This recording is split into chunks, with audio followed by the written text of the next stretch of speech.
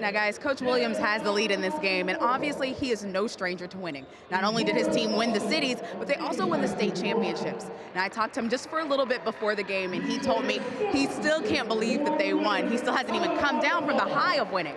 And he said, not only does it mean so much to him for winning, but it means a lot to his team and to the city of Boston, and most importantly, to Boston Public Schools. Pat, Allen, back to you. Thanks, guys. Now, it's a huge game here tonight, but it's an even bigger day for O'Brien's head coach, Drew Brock, as it's his son's 5th birthday. Now, Tigers fans are already aware of his other son, DeSante. That 8th grade phenom is the one who scored 14 points and had 5 assists in that first-round game against Hingham. Now, Coach Brock told me before the game, he told his guys to let him take on all the pressure. You guys just go out there and play your game. Now, on the other side of the ball, Coach Johnny Williams told his team that he's just going to let them do what they do. He's very confident in his team, and he said his game plan is not going to change for tonight. Back to you guys. Now, one thing you talked about before the game was that their ability to play full court quite a bit of the game, and they are a very gritty team. How have you been able to surpass that in the first half? You know, I mean, we gave them 7 points turning the ball over in the backcourt. P from Bedford, Miles Francis. Now, Miles, you know that you had a big game, but for everybody back home, you had 2 catches for 92 yards that led to touchdowns. So when you have those kind of big plays, what's going through your mind during that time? Great box by the offensive line and a great throw by quarterback, and it's more of like a team effort. Now, once again, Khalil Blair, outstanding play tonight. And we talked a little bit before the game about your sophisticated offense. How heavy are you going to rely on him for the remainder of this season? Khalil's a multifaceted player. He's going to play some quarterback, some running back, some slot receiver. Now, I noticed that change that you made in the second half, which you said putting him in at quarterback. In the first half, it was a pretty close game. Then all of a sudden you made that change. The game spreads wide open. Do you think that'll be something that you stick with going forward? This is the scene where just last night, Red Sox fans literally took a stand against racism. When just 2 nights ago, select fans were ejected from the game amidst allegations of hurling racial slurs at an opposing player right here at Fenway. And that's right, Nick. Now, Army has won 4 out of its last 5 games, putting them into a tie for 4th place along with Lehigh. Now, they've earned themselves a spot in the quarterfinals and a first-round bye, but a win here this afternoon would solidify that 4th place spot and give them that much-wanted home court advantage. Now, for the Terriers, they're in a 3-way tie for 7th place, along with Loyola and Holy Cross. Now, win this afternoon and next week against Loyola would give them a 6th seeding, which would be huge for the team. But first, they've got to beat Army this afternoon.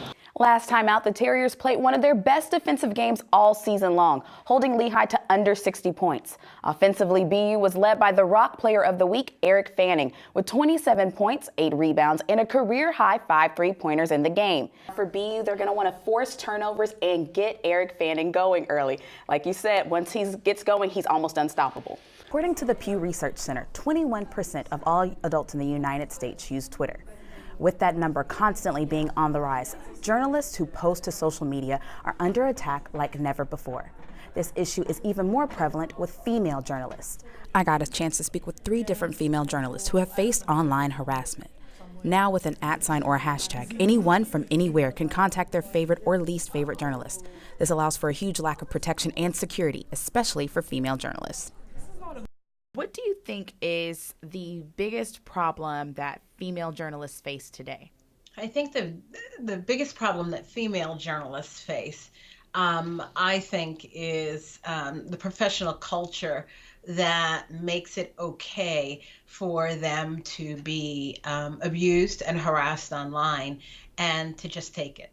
It's this notion that some men have that we're invading their space, that the sports arena, when I say sports arena, where sports is discussed on talk radio or where sports is discussed in the papers, that this is sort of a male preserve in some respect, and that like men like to go there to talk sports with other men. And there's this sense, perhaps, on the part of some men who feel the need to harass female journalists, that women who are out there as experts and either giving their opinion or putting out news articles, that they're somehow invading this male domain, or at least a domain that they would like to be all male. And I've had people tell me, well, you know a lot, but I just don't want to hear your voice telling me about it. That's not for you, and I don't get that. Have you ever had a problem in being harassed online by someone? Yeah. What happened there? Last week, or a couple of weeks ago, it was pretty severe. I was just live tweeting the BU Play It Forward event, and I wasn't sharing an opinion or anything. I was just literally tweeting, Julie DeCaro said this, Sheriff Springer said this, and that was about it, and just using the hashtag or whatever. And people started just being like, women's sports are not good, men's sports are just better. And I'm genuinely just like, why? Tell me why. Why don't you like the NWHL? Especially Bob Sweeney made a comment of Hillary Knight could coach the Boston Bruins. And Hillary Knight's the best hockey player I've ever seen, gender doesn't matter. So I was all for that, and I tweeted that comment because that just spoke to me. I thought that was really an important comment to make. And a lot of people just attacked me for it, and it wasn't a lot of fun. That's probably one of the worst times. The more I've been involved in sports journalism, the more I see it. And I used to always tell people, oh, I really haven't had any problems, so I must just be fine. I get along with everyone. I get the sense that it's about attacking a woman who's writing about sports. It has nothing to do with what I've said in an article or what I've said on a radio show or what I've said on a television show. It's simply they don't like me in that space. That's the impression I get, because oftentimes what they're saying has nothing to do with my commentary. With this being such a huge problem, the question remains, what do you do when someone harasses you online? Dr. Michelle Ferrier at the University of Ohio believes she has an answer in her website, trollbusters.com. As the founder of trollbuster.com, what would you say is the purpose or the mission statement of the website? And so we jokingly call ourselves the online pest control for women writers. But really what we do is provide rescue services to women journalists and women writers who are experiencing online harassment. And so our goal is to support them technologically, psychologically, legally, with referrals and the information they need to be powerful in the face of these online attacks. First thing that we do is get information from the actual person who's being attacked about who they're being attacked and why they think they're being attacked. But what we try and do is first and foremost help them feel a sense of power in the situation, because it's a situation that can devolve very quickly and leave you feeling confused and powerless and questioning yourself. And so what we try and help women understand is that this is a tactic that's used to create fear and intimidation for women journalists.